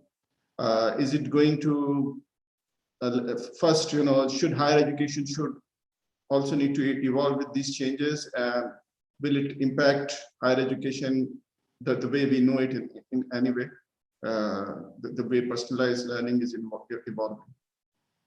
Yeah, I think, of course, I mean, the LMS is a very key tool to cater this change. But what I would say that there is a fundamental shift now in a lot of from if you know this cash model, the knowledge to skills and attributes. I mean, of course, in the traditional bespoke educational environment, a lot of focus was around knowledge alone. But I think that focus is now shifting into a lot of skills and attributes acquisition, with the fact that a lot of those data which is coming from the industry about what type of skills are required is driving that demand, I suppose. I think, and I would say that a lot of those academias where I remember that they used to have 40% or 60% core courses and 40% electives is now shifting, I think, because of that. Yeah. Okay. Thank you. Thank you. I see we have one more question. Somebody has raised his hand. Okay, still that Junaid. Anybody from the audience has any question for Dr. Mazharuddin? If there Go are ahead, none, Mr. President. may I please ask one quick question? Sure, sir, Mr. President. Dr. Mazharuddin, thank you so much, sir. And I just want, there's so much information, and this is what our life is all about. At what stage do we, on a personal basis, draw the line? Enough is enough. I'm not going to learn anymore. Can you please help us out with that problem? It's a big dilemma for me. No, I once again, Professor Junaid can correct me. I think we have a very wrong perception. I think learning is something like breathing, the way we breathe 24/7. There is some formal learning, there is an informal learning, there is a casual learning. There are many spectrums of learning these days, and we are beginning to recognize that slowly, I think. But But needless to say, ever since our childhood, we've been doing in these environments, I think. So yeah, it's just that because a lot of information overload and content in exposure is creating that kind of impression. But I think we've been doing this all along our life. Yeah, and I can just add one point Yes, on that line, that while it is information overload, at the same time, because information is at our fingertips, so we can easily forget, and then come back to it when we need it. So yeah. That's kind of a give and take. That even though we have so much, the technology that Mazhar is talking about also make it possible that we can manage it by not really needing to remember everything that we need to remember. Thank you. Thank you. You're muted. Thank you, Mr. President. Yes. Thank you, everybody. And thank you, Dr. Masuddin, for that wonderful presentation, and also Dr. Junaid and Dr. Budima for that session. Please give everybody, I request everybody to please give a big round of applause. And also request everybody, if they have time, just to open up the cameras for having a final photo of the session of all the attendees. Thank you. Great. Can I have the biggest smile that you can do, at least after the marathon of presentations? So going once, 2, and 3. Done. Thank you, sir. And with that, I would now like to hand over to our president for his final remarks, and thanks to the audience. Over to you, Mr. President. Thank you so much, Mr. Toastmaster of the evening. Let's give Toastmaster Farooq a big round of applause. Nobody has been clapping for him. He's the one who did all the hard work behind the scenes. It's never easy to set up a meeting like this. I know, because I did this for 1 year. Immediate past president is laughing. So thank you so much, Toastmaster Farooq. I know it's a lot of work that goes in behind the scene to assemble such a great August panel of speakers. Is indeed truly a blessing for all of us. I, as a budding academic, learned a lot today, and I'm sure I can speak on behalf of everybody else over here. There was a lot of learning, immense amount of learning. I'm really grateful to every one of you. Now, there are 2 people who have been working behind the scenes in today's meeting who need a little bit of recognition, in no small measure, of course. And that is, first and foremost, let me start off with recognizing our timer for this evening, Toastmaster Peetambaran Nair. Sir, this is a little certificate of appreciation for your service behind the scene. Thank you so much. Please, let's give to PB a big round of applause. Thank you, sir. Thank you. Thank you, President. Thank you so much. And last but not least, I would like to award this certificate of appreciation to our Toastmaster of the evening, Ghulam Farooq Qadir. Thank you so much, sir. I am sure you will cherish this certificate for the rest of your life, especially because I have signed it at the bottom. Thank you so much for great work. Thanks a lot. Ladies and gentlemen, we have come to the end of yet another in our series, Old is Gold webinar series. Today's was different, and this is what we are planning to do. The last one that we had was about finance, investment, and do's and don'ts of that. Today we dived deep into education, academia, and learning. Please stay tuned for the next in the series. Our VP has great ideas, so we will definitely come. But before I wind up, maybe I may now quickly open the floor for some of our guests to very quickly give your opinions. I would prefer to call those who haven't spoken. Maybe may I ask Syed Munawar, please? If you can just say a few words, your reaction, While Syed Munawar gets ready, may I ask Mr. Zaid Abdul Latif? I saw he was eagerly watching and participating.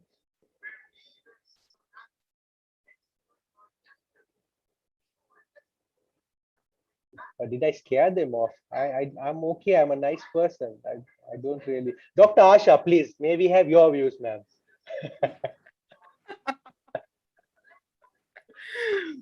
You all started your meeting at 4 exact, and I was like, it was the time when there was no patience and all that, so we could attend right from the beginning.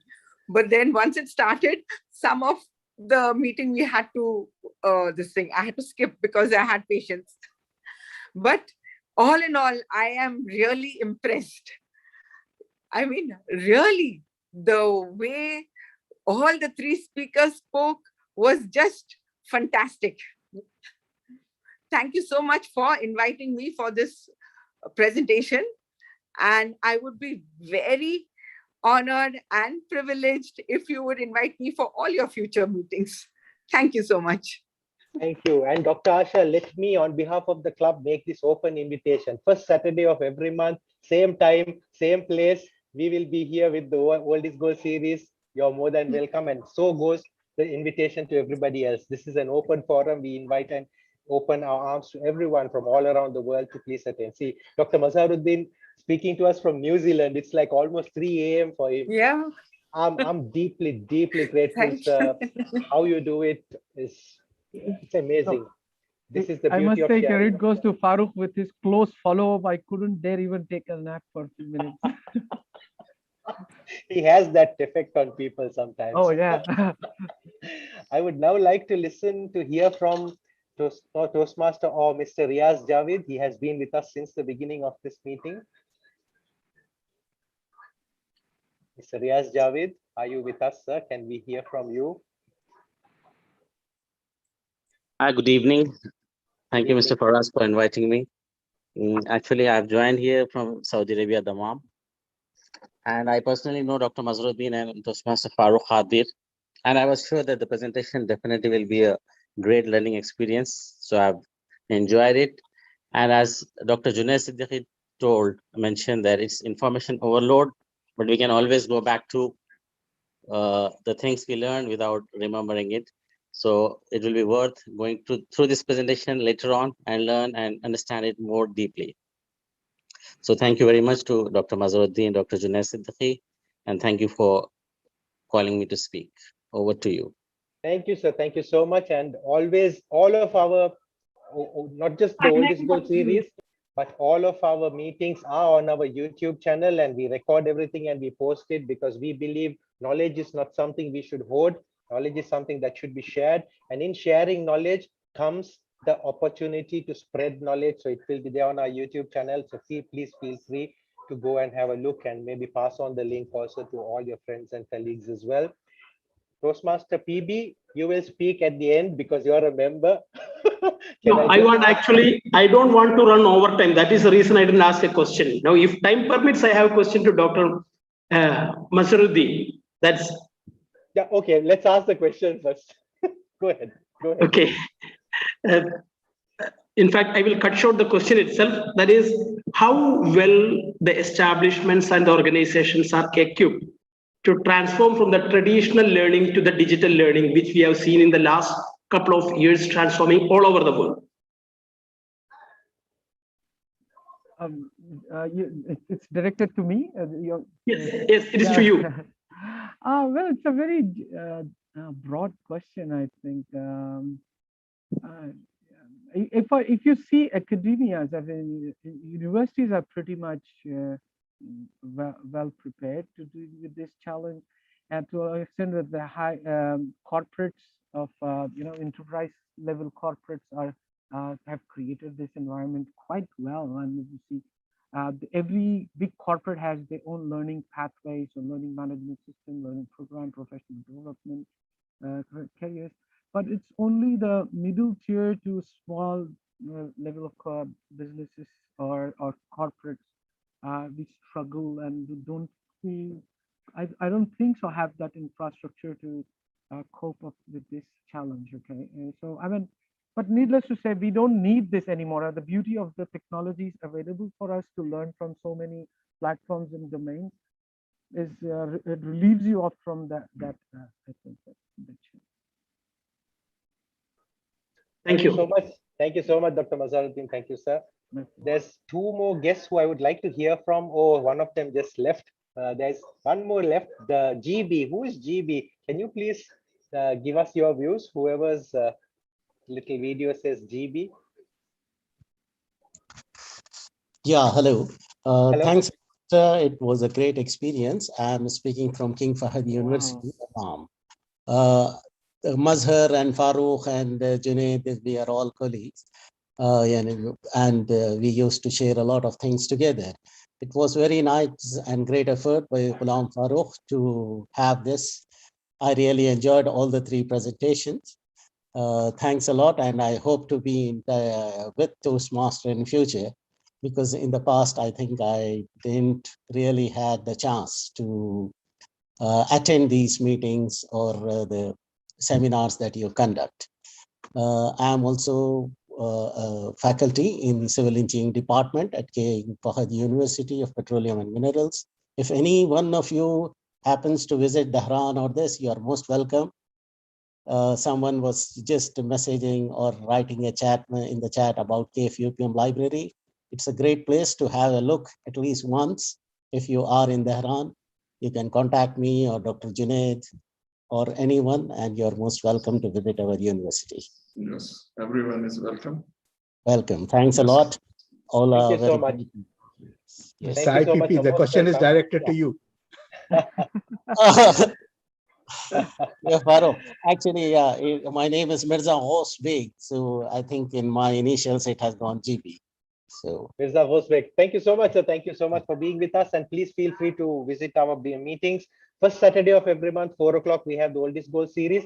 Third Saturday of every month, we have our regular Toastmasters meetings where we do the prepared speeches and the whole thing. So please feel free to pass by, drop in and take a look. I would now like to have some closing remarks from both of our speakers, just very quickly. I know we made you speak a lot. Let me start with Dr. Junaid, sir, please. Just a closing remark about the meeting and what have you. Yeah, regarding the meeting, thank you very much for giving me this opportunity. Farooq has invited me. It has been quite a while to get in touch with him. So that's one of the very important things that has happened. But other than that, I have not been in Toastmasters activities. So that's good to know what happens in these and get in touch with all of the people. And really, I enjoyed interacting with the group and sharing my ideas. It was all a good experience. Thank you so much, Doctor. Sorry, I have been sent a personal message and I cannot say no to this lady. She has a very quick question and we must permit her because she is based out of Beirut and they are going through a lot of trouble just to be in the meeting. So Toastmaster, with that, please go ahead. Thank you. Thank you for this introduction. Good afternoon, good day for everyone. I'm in Lebanon now in Beirut with no electricity. So I have to put my internet and my laptop off to attend this meeting. Thank you for all the presenters. It was really an amazing All This Gold series today. I have one question to Mr. Mazharuddin. It says that I've heard it from a psychologist because I take continuous courses as a coach. But it's said that that if you take too much courses, it's not healthy for the person. You become a little bit depressed or somehow confused, or you're not getting more and more information in and in and in. Though we express it here and there in our work or with people. But what do you think of this? Oh, yeah, absolutely. I mean, I think a lot of skills and others we learn apart from the formal learning, it has to come up with passion. And if we are just learning for the sake of there is a peer pressure or there is a push, and that will definitely will be counterproductive.